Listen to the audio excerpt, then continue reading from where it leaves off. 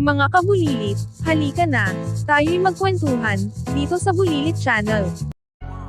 Ang mahiwagang kahon ni Lola. The Old Woman in the Wood in Tagalog.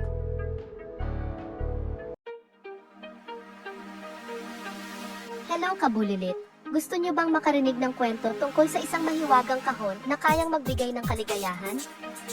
Pero teka, may twist ang kwento na siguradong magugustuhan ninyo.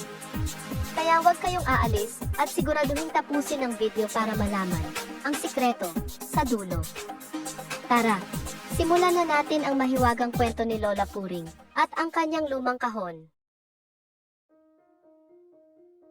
Noong unang panahon, sa baryo ng San Ligaya, nakatira si Lola Puring, isang masayahing matanda na laging may dalang lumang kahon.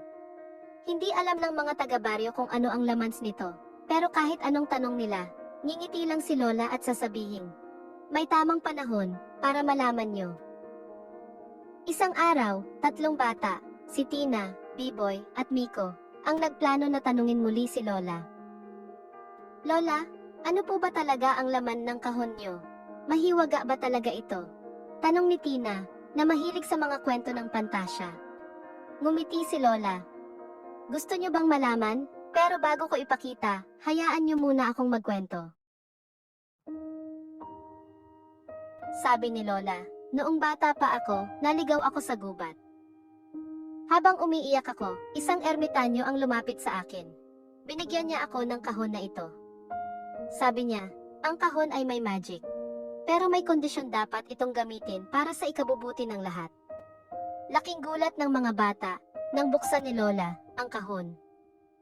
Mula rito, lumabas ang makukulay na mga lobo na may mga nakasulat na salita tulad ng pagmamahal, kasiyahan, pagpapatawad, at pagtutulungan.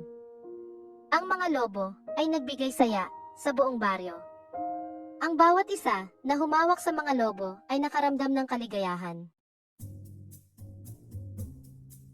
Ngunit may paalala si Lola. Ang mahika ng kahon ay mawawala kung gagamitin ito sa masama o kung magiging makasarili ang tao. Napaisip ang mga bata. Paano kung may magkamaling gumamit nito? Kabulilit, ang ganda ng kwento, di ba? Pero ano kaya ang mangyayari kung hindi susundin ang babala ni Lola? Abangan natin. Pero bago tayo magpatuloy, baka naman pwedeng mag-like kayo, mag-subscribe, at i-share ang video na ito para mas marami tayong kasamang makinig sa kwento. At narito ang challenge ko. Kung ikaw ang may-ari ng mahiwagang kahon, kanino mo unang ibabahagi ang mahika nito? Paglipas ng ilang araw, ang buong baryo ay masaya sa mga lobo mula sa mahiwagang kahon. Ngunit si Mang Ambo, isang masungit at madamot na matanda, ay nainggit. "Bakit hindi ko pwedeng kunin ang kahon na yan? Sigurado akong may kayamanan diyan," sabi niya sa sarili. Isang gabi, pumasok si Mang Ambo sa bahay ni Lola at ninakaw ang kahon. Dinala niya ito sa kanyang bahay at dali-daling binuksan. Ngunit sa halip na makukulay na lobo, madilim na usok ang lumabas. Ang usok ay kumalat sa kanyang bahay at narinig niya ang isang boses. "Ang kahon ay para sa kabutihan, hindi para sa kasakiman." Nagmadaling bumalik si Mang Ambo kay Lola at humingi ng tawad. "Patawarin niyo po ako, Lola. Hindi ko alam na ganito ang mangyayari," sabi niya. Ngumiti si Lola at sinabing, "Mang Ambo, ang magic ng kahon ay bumabalik lamang kapag may kabutihan sa puso ng tao." Sa tulong ng mga bata at ng buong baryo, nagsama-sama ang lahat upang muling buhayin ang magic ng kahon na minsang nagdala ng saya sa kanilang lugar. Ang bawat isa ay nagtipon sa gitna ng plaza. Dala ang kanilang mga simpleng regalo ng kabutihan, mga bulaklak, prutas, at iba pang mga bagay na may espesyal na kahulugan sa kanila. Nag-alay sila ng mga dasal. Bawat isa'y may taimtim na hangaring ibalik ang dating sigla ng mahiwagang kahon. Habang nagdarasal, unti-unting nagsimula ang isang kakaibang tanawin. Ang paligid ay tila na puno ng liwanag mula sa kahon. Isa-isa silang nagpakita ng pagmamahalan at pagtutulungan. Ang mga magkaaway ay nagbati. Ang mga matagal nang hindi nag-uusap ay nagkamayan. At ang bawat pamilya ay nagyakapan. Ramdam ng lahat ang init ng pagkakaisa. Na tila ito ang susi upang maibalik ang magic ng kahon.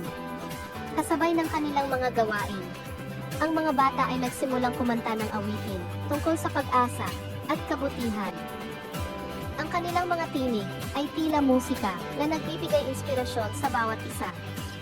Ang matatanda naman ay nagtulong-tulong sa paglilinis ng plaza bilang simbolo ng bagong simula. Sa gitna ng kanilang pagkilos, napansin nila ang kakaibang pagbabago sa kahon. Biglang isang maliit na lobo ang lumabas mula sa kahon. Ang una sa mga maraming makukulay na lobo na kanilang inaasahan. Ang lahat ay napuno ng saya at pagkamangha. Nagbalik ang magic! Sigaw ng isang bata. Ang makukulay na lobo ay tila mga tagapaghatid ng kaligayahan na unti-unting binabalot ang buong baryo. Ang bawat isa ay nagtulong-tulong upang tiyakin na ang magic ay magpapatuloy. Ang mga lobo ay hindi lamang naging tanda ng pagbabalik ng magic, kundi ng bagong aral na natutunan ng buong baryo. Natutunan nilang ang kahon ay hindi gumagana kung walang pagmamahalan at pagtutulungan. Ang magic nito ay hindi sa mga makukulay na lobo, kundi sa espiritu ng pagkakaisa na pinagsaluhan nila habang nagtatangkang ibalik ito. Mula noon, ang kahon ay naging simbolo ng kabutihan at pagmamahalan sa baryo ng San Ligaya. Tuwing may okasyon, inilalabas nila ang kahon at ginagawa itong sentro ng kanilang mga selebrasyon. Ang bawat lobo na lumalabas mula rito ay nagiging paalala sa kanila na ang pagmamahalan at pagtutulungan ang tunay na magic sa kanilang buhay. Si Mang Ambo, na minsang inakala ng iba na walang pakialam, ay naging isa sa mga pinakamabuting tao sa baryo. Siya ang unang tumutulong kapag may nangangailangan.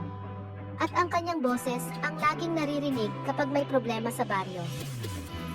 Ang kahon ang nagturo sa akin na ang tunay na yaman ay nasa pagbibigay, madalas niyang sabihin. Ang baryo ng San Ligaya ay nagbago magpakailanman.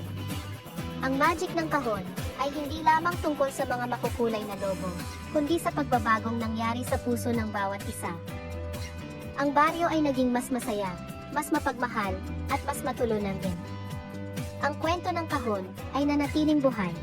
Ipinapasa mula henerasyon sa henerasyon, bilang paalala na ang kabutihan at pagmamahalan ay laging magbubunga ng tunay na magic. Kabulilit, natutunan natin na ang tunay na mahika ay nasa puso ng bawat isa. Kung tayo ay mabait, mapagbigay, at may malasakit, ang mundo ay magiging mas masaya. Pero ano sa palagay nyo, may iba pa kayang sikreto ang kahon ni Lola? Huwag kalimutang mag-subscribe, mag-like, at i-share ang video na ito para mas marami pa tayong kwentuhan. Salamat Kabulilit, at magkita-kita tayo ulit sa susunod na kwento. Paalam. Huwag kalimutang mag-subscribe, like and share,